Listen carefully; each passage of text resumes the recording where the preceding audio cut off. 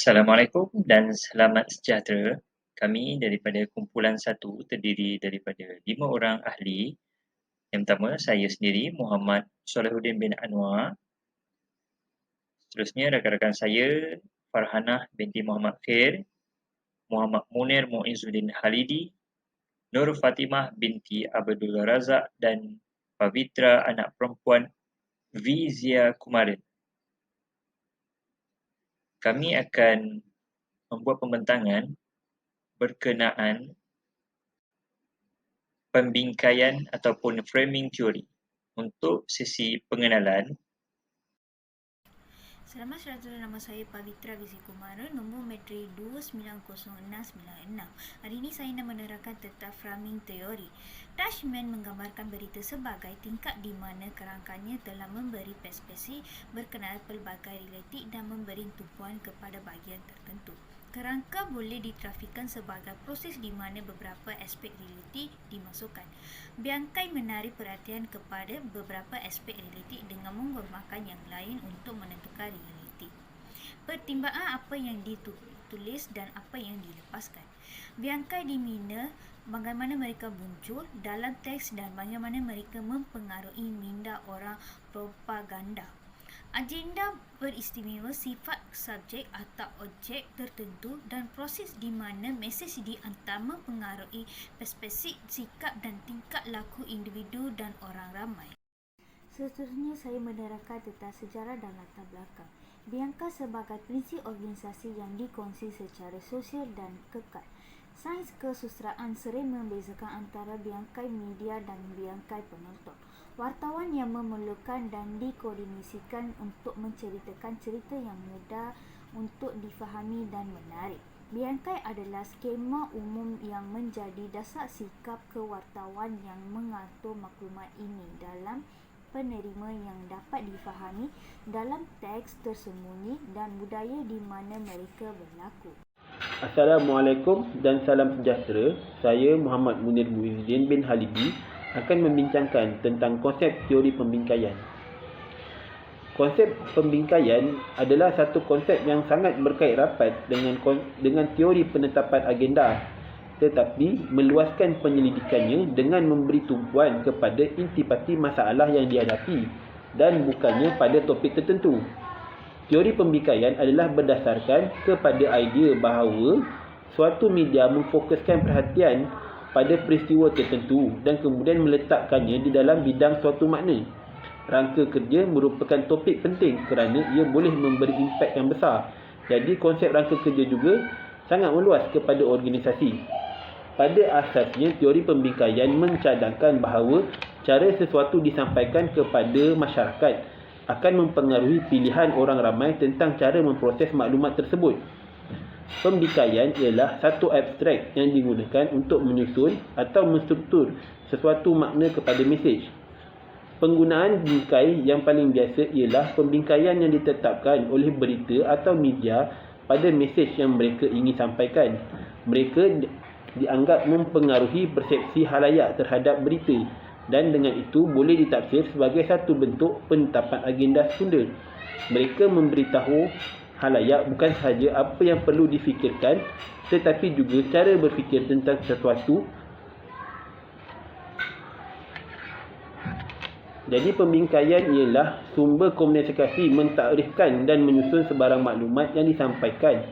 Pembingkaian adalah sebahagian komunikasi manusia yang tidak dapat dielakkan. Kita semua membawa bingkai kita sendiri ke komunikasi kita. Seterusnya kita akan membincangkan tentang andaian dan persepsi terhadap teori pembingkaian. Andaian yang pertama, menurut Communication Studies pada tahun 2020, kuasa pembingkaian terletak pada betapa mudahnya ia boleh dibangkitkan dan diperkukuhkan. Pembingkaian mempengaruhi penonton ke tahap yang besar selain menghadkan maklumat yang digunakan oleh orang ramai untuk menilai sesuatu peristiwa. Pembingkaian boleh menyebabkan orang ramai mengambil keputusan yang lebih berisiko daripada yang selalu mereka ambil. Pembingkaian secara konsisten telah ditunjukkan sebagai salah satu pemberat paling berkuasa dalam membuat sesuatu keputusan. Cara ia boleh digunakan pada dasarnya tidak berkesudahan dan kita semua terdedah secara sedar atau tidak sedar. Andaian yang kedua, menurut Davis pada 2011, pembingkaian ialah cara media sebagai penjaga pintu mengatur dan membentangkan idea, acara atau topik yang mereka bincangkan dan laporkan melalui sesuatu agenda.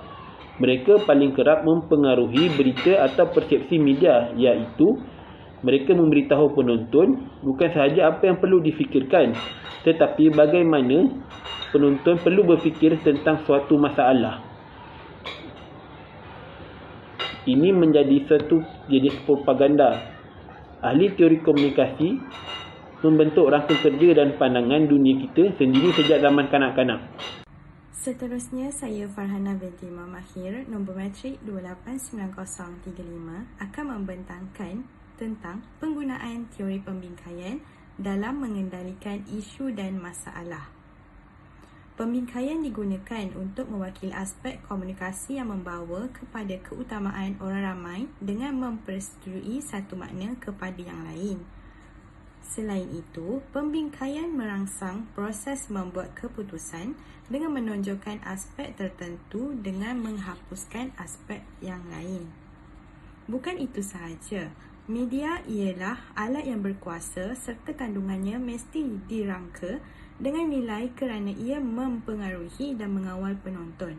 Sebagai contoh, akhbar membingkai berita dalam sudut pandangan berbeza dan tertentu boleh mengubah persepsi terhadap isu dalam kalangan pembaca. Seterusnya, kita akan lihat kepada analisis dan kritikan terhadap teori agenda. Dipersilakan. Assalamualaikum dan salam sejahtera. Nama saya Nur Fatimah binti Abdul Razak. Nombor matrik saya 290677. Saya akan meneruskan pembentangan mengenai subtopik analisis dan kritikan terhadap agenda Siti. Okey, yang pertamanya, kritikan terhadap teori ini merupakan pendapat sesuatu isu yang sama dalam penyelidik media mengatakan media tidak sentiasa mempunyai pengaruh yang kuat dalam agenda propaganda. Kekuasaan media bergantung pada faktor-faktor kredibiliti terhadap isu-isu tertentu, terutamanya tahap bukti yang bercanggah perasaan seseorang individu.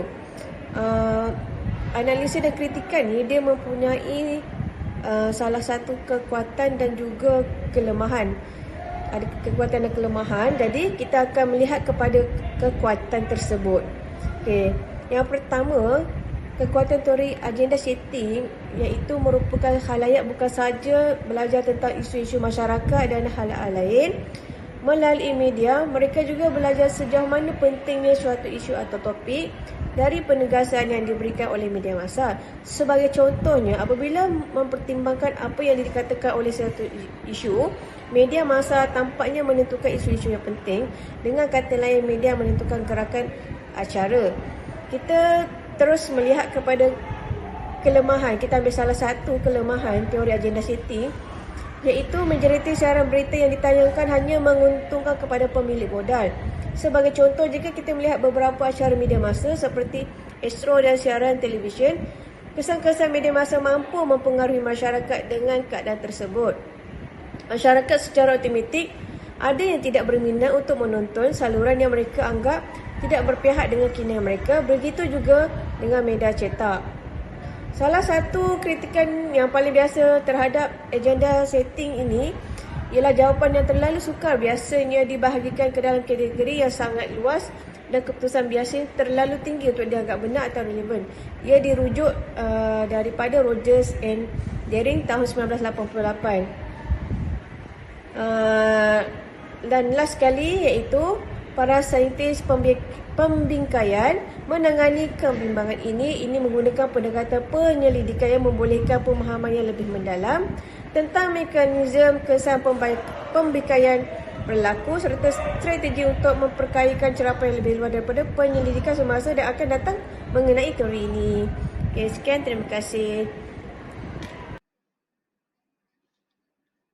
Assalamualaikum dan salam sejahtera. Saya Muhammad Solahuddin bin Anwar.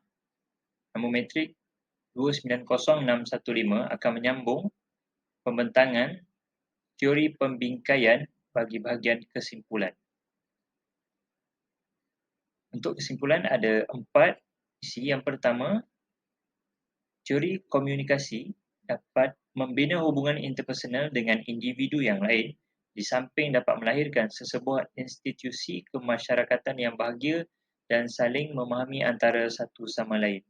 Sebagai contoh, kita boleh lihat dalam kejiranan kawasan perumahan.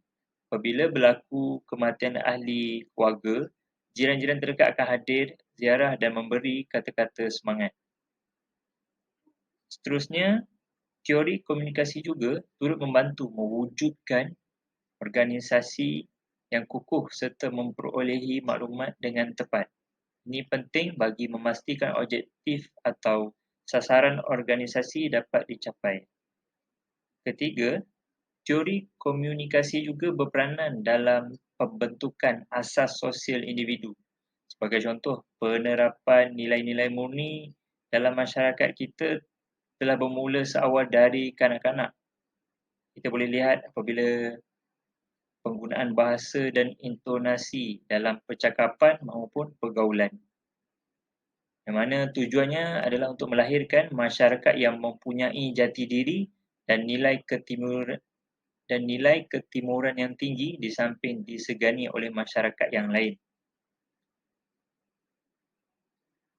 Dan yang terakhir, penggunaan teori komunikasi yang berkesan juga boleh membolehkan masyarakat menerima gambaran yang jelas apabila berlaku proses penyampaian yang jelas.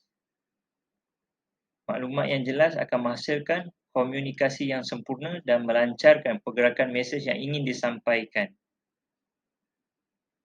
Sekian pembentangan bagi kumpulan kami, teori pembingkaian. Sekian, terima kasih.